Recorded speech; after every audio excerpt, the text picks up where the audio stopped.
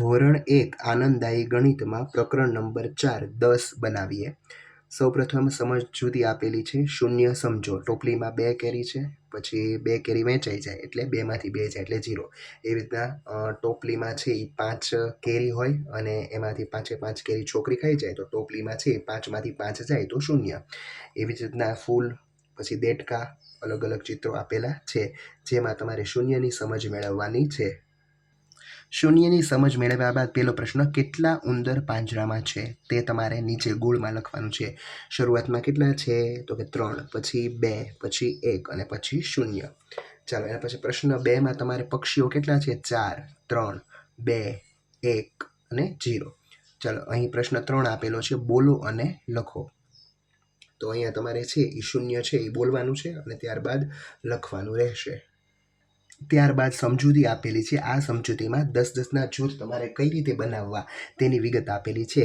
કે ધારો કે 10 છે એ વાંસના ટુકડા છે એને કઈ રીતે ઝુમખું બનાવે છે, પાંદડા, દીવાસળી, પછી ગુલાબ અને છૂટા મણકા. ચાલો જૂથની સમજ મેળવ્યા બાદ ચોથો પ્રશ્ન, ઉદાહરણ મુજબ 10-10ના જૂથ બનાવો. સૌપ્રથમ આપણે બીટના જૂથ બનાવવાના, પછી ગુલ્ફીના, પછી ભમરડાના, પીછાના અને ચોકલેટના 10-10 જૂથ આપણે બનાવીશું. ચાલો પાંચમો પ્રશ્ન, ઉદાહરણ મુજબ 10નું જૂથ બનાવો અને સંખ્યા લખો. 10નું જૂથ બનાવીને તમારે સંખ્યા લખવાની. આ 10નું જૂથ 11, 12 અને 13. તો દશક 1, એકમ 3. એવી રીતના એ ફાનસ આપેલા છે તો ફાનસનું એક જૂથ 1, 2, 3, 4, 5 છૂટા એટલે કે 15. 10 જૂથ 8 છૂટા, 10નું જૂથ અને ટોપી 9 છૂટી એટલે કે 19. ફરીવાર સમજૂતી આપેલી છે. આ સમજૂતીમાં 10ને 1 11, 10ને 2 12, 10ને 3 13, એવી રીતના 10ને 10 20 સુધીની તમારે ચર્ચા કરવાની છે. છઠ્ઠા પ્રશ્નમાં છે એ તમારે મણકા ગણવાના છે અને નીચે લખવાના. પહેલામાં 10 ને 5 15, 10 ને 7 17, 10 ને 3 13, 10 ને 1 11. સાતમા પ્રશ્નમાં તમારે દરેક ચોરસ ખાનામાં અંક લખવાનો છે. એટલે 11 થી 20 સુધીના અંકો છે એ તમારે નીચે આપેલા 2 ખાનામાં લખવાના રહેશે. ઉદાહરણ મુજબ લખો. 11 એટલે 10ને 1 11, 15 એટલે 10ને 5 15 અને 18 એટલે 10ને 8 18. તો 11 એટલે 10ને 1 અને 10ને 1 11, 10ને 5 15, 15 બરાબર 10 વત્તા 5, 10ને 8 18, 18 બરાબર 10ને 8.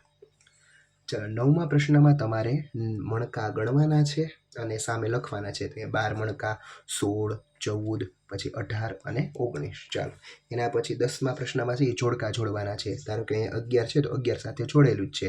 અહીં કેટલા છે? 13, તો આપણે 13 સાથે જોડીશું. અહીં કેટલા છે તો કે 15, તો 15 સાથે જોડીશું. અહીં કેટલા છે તો 20, અહીં કેટલા છે તો કે 17. 11મા પ્રશ્નમાં ગણો અને સાચા અંક ફરતે ગોળ કરો. 19, 18, 20 અને 16. ચાલો 12મા પ્રશ્નમાં ગણો અને સાચા અંક સામે તમારે જોડવાનું છે. પહેલું આપેલું છે 15, પછી 17, આ 14 અને આ 18. તો આપણે અંક સાથે જોડીશું.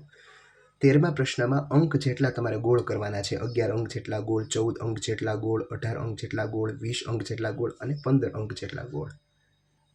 ચાલો એના પછી આપણે સમજૂતી છે ચડતો ક્રમ અને ઉતરતો ક્રમ. ચડતો ક્રમ એટલે કે સૌથી નાની સંખ્યાથી શરૂ કરીને ક્રમશઃ મોટી સંખ્યા સુધી જવું, અને ઉતરતો ક્રમ એટલે કે મોટી સંખ્યાથી શરૂ કરીને ક્રમશઃ નાની સંખ્યા તરફ જવું. ચાલો 14મો પ્રશ્ન, ચડતા ક્રમમાં લખો. 11, 12, 13, 14, 15, 16, 13, 14, 15, 16, 17, 18, 19, 20, 16, 17, 18, 19, 20. ઉતરતા ક્રમમાં 18, 17, 16, 15, 14, 13, 20, 19, 18, 17, 16, 16, 15, 14, 13, 12, 11 અને 15, 14, 13, 12 અને 11. ચાલો ચડતા ક્રમમાં લખો. 11, 12, 13, 14, 15, 16, 17, 18, 19, 20. ઉતરતા ક્રમમાં 20, 19, 18, 17, 16, 15, 14, 13, 12 અને 11. ચાલો સમજૂતી આપેલી છે કે 16 મોટી છે 12 કરતાં, 13 નાની છે 15 કરતાં અને 7 નાની છે 15 કરતાં. ચાલો હવે આપણે 18મો પ્રશ્ન સમજૂતી બાદ જોઈએ. 14 નાની છે 17 કરતાં, 15 મોટી છે 12 કરતાં અને 8 નાની છે 11 કરતાં. મોટી સંખ્યા ફરતે ગોળ. 15ને 18માં 18 મોટા, 20ને 11માં 20 મોટા, 19ને 9માં 19 મોટા, 4ને 14માં 14 મોટા, 12ને 17માં 17 મોટા. ચાલો નાની સંખ્યા ફરતે છે એ તમારે ત્રિકોણ કરવાનું છે. અહીં મેં ગોળ કરેલા છે, તમે ત્રિકોણ કરજો. અહીંયા 13, 8, 5, 10 અને 4. પાંદડા ગણીને તમારે લખવાના છે.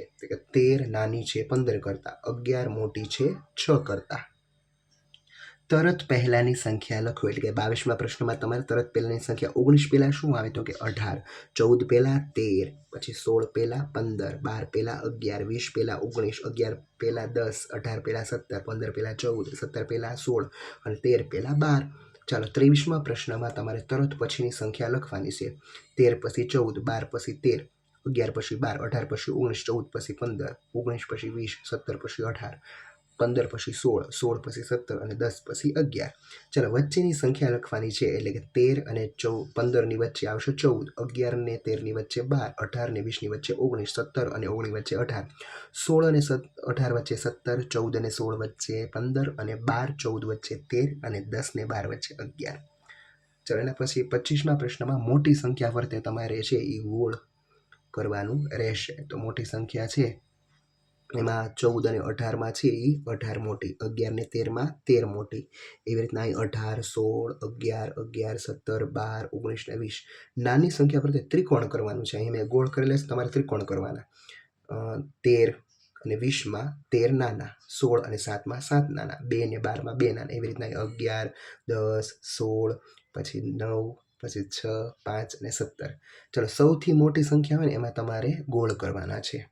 તો કે 3 સંખ્યાઓ આપેલી છે, તો કે કઈ 12, 15 અને 20માં સૌથી મોટી 20, 10, 19 ને 11માં 19, એવી રીતના અહીં 20, અહીં 16, 19, 13, 20, 17, પછી 12, 17 અને 18.